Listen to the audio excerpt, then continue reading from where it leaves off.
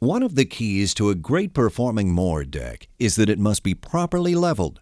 There is a specific procedure to leveling the deck. In this segment, we'll go through these steps one by one. First, place the machine on a level, hard surface such as asphalt or on a concrete floor. Do not attempt to level the deck on gravel or on a grass surface. Check tire pressures. Make sure all tires are set at 12 pounds per square inch. Blade height gauge part number 629374A is available to assist in leveling the deck. A 6-inch scale or a tape measure is also adequate. Set the deck height in the 3.5-inch position. Begin the leveling process with the right front side of the deck. First, reach in under the deck and position the blade parallel with the mower frame. Place the flat area of the gauge on the concrete floor and the other end up against the tip of the blade. The dial will indicate the distance from the floor to the blade tip. You should have a reading of 3.5 inches. If not, loosen the jam nut on the front deck hanger and adjust.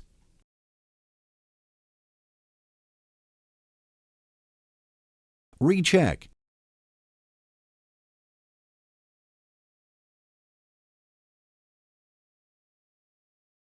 When you've attained the 3.5 inches, tighten the jam nut on the hanger. Now, move to the left side of the deck and do the same thing. Make sure the blade is parallel to the frame front to back. Measure from the tip of the blade to the floor. It should be 3.5 inches. If not, loosen the jam nut on the deck hanger and adjust.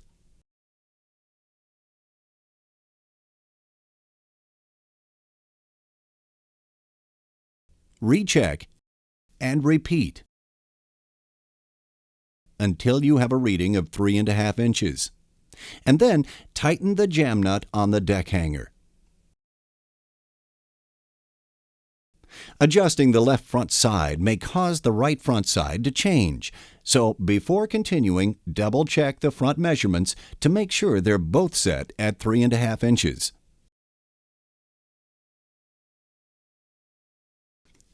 Knowing that the front of the deck is level side to side, we'll now check the back of the deck beginning with the left side. Again, the blade should be parallel to the frame front to back.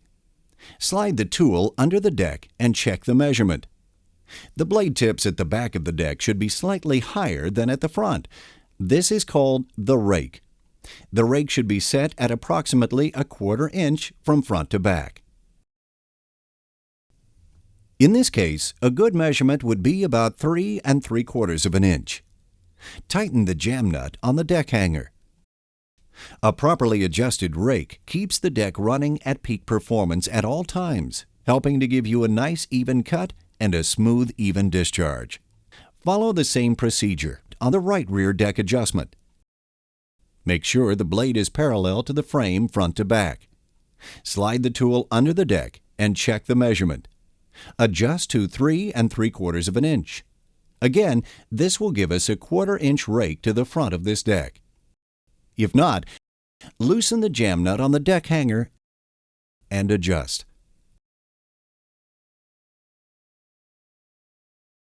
Recheck to make sure that both rear blade tips are set at 3.75 inches.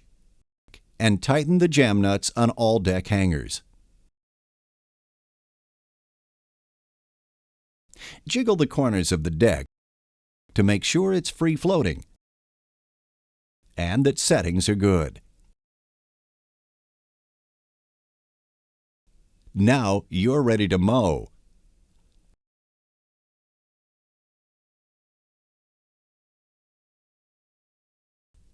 Country Clipper's patented stand-up deck feature makes underdeck maintenance simple and easy.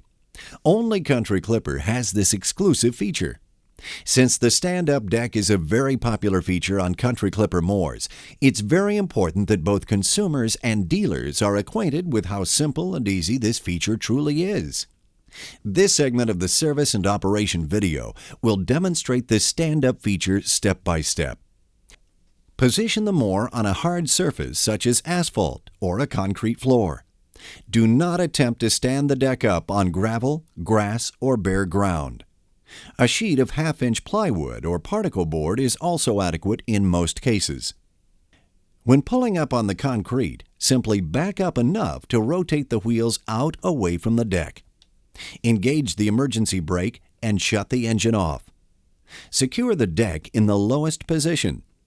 This is accomplished by inserting the height adjusting pin above the deck lift lever when it's in the lowest position, so the deck cannot be raised. With this lever located on the trim edge side of the deck, release the deck belt tension. Then, go to the back of the machine and remove the deck belt from the electric clutch pulley. Move around to the deck chute side of the machine and release the lever on Country Clipper's exclusive quick release system. Simply lift this latch and pull the lever up into the locked position, and the back of the deck is released. If your front tires aren't turned away from the deck, do this now. Now, take a hold of the front of the moor deck and lift it up and pull it slightly forward. To set the deck back down, perform the process in reverse order.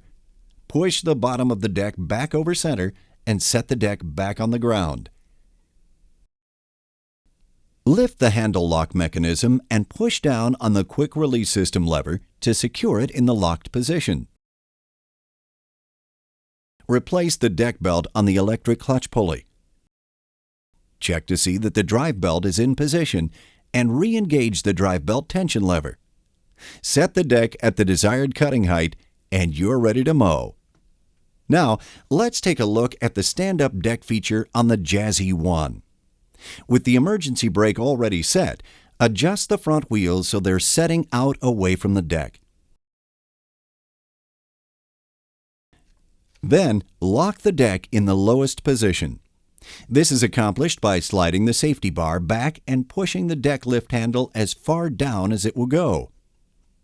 Allow the safety bar to slide back over the deck lift handle to secure it in the lowest position. Release the drive belt tension with this lever. Then, go to the back of the machine and remove the deck belt from the electric clutch pulley. The deck is now ready to stand up. Lift the front of the moor until the deck slides out from under the front wheels. Then, grab the handle at the front center deck roller and pull the deck forward and up. Again, a very simple and easy procedure, and a feature that every operator will appreciate. To reconnect the deck, simply perform the operation in reverse order. Make sure that the deck drive belt is above the hydro braces before replacing it on the electric clutch pulley. Check to see that the drive belt is in position and re-engage the drive belt tension lever. Set the deck at the desired cutting height and you're once again ready to mow.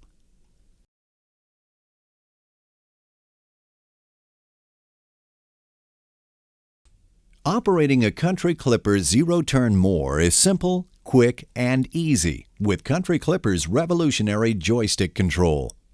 In this segment, we'll demonstrate the proper technique in operating the joystick steering control. The location and ergonomics of the armrest are designed to provide stability so your hand doesn't overreact during operation. To put the machine in neutral, move the joystick handle to the middle position and push down all the way. The machine will need to be in neutral in order for the engine to start. To operate, lift up the joystick handle, move the handle forward to engage both drive wheels for forward motion.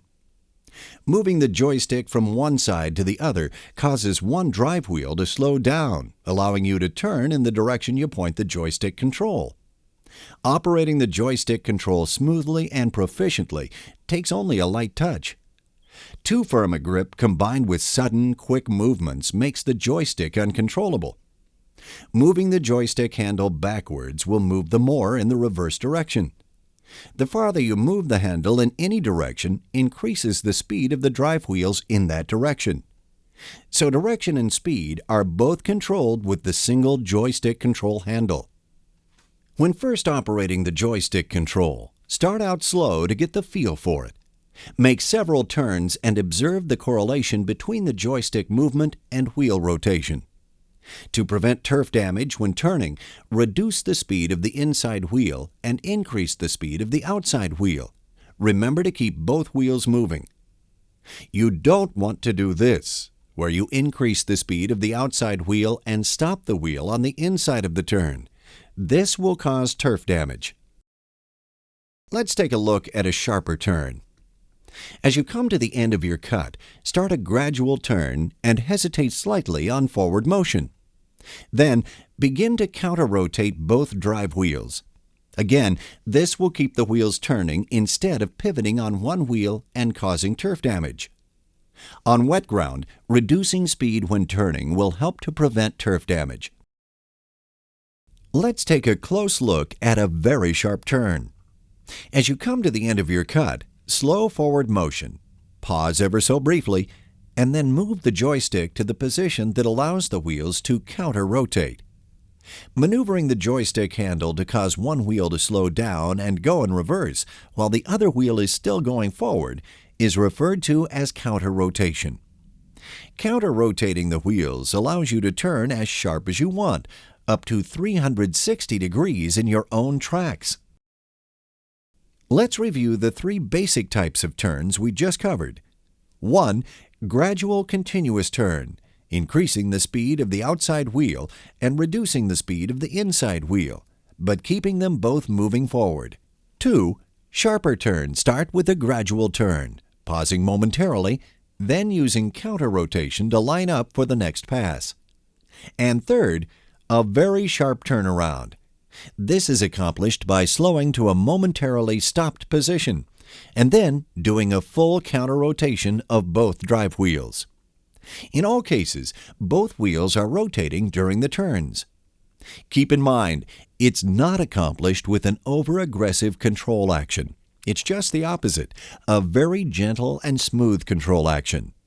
By following these proper operating techniques, and with a little bit of practice, anyone can become an expert in no time. And now, the real fun begins.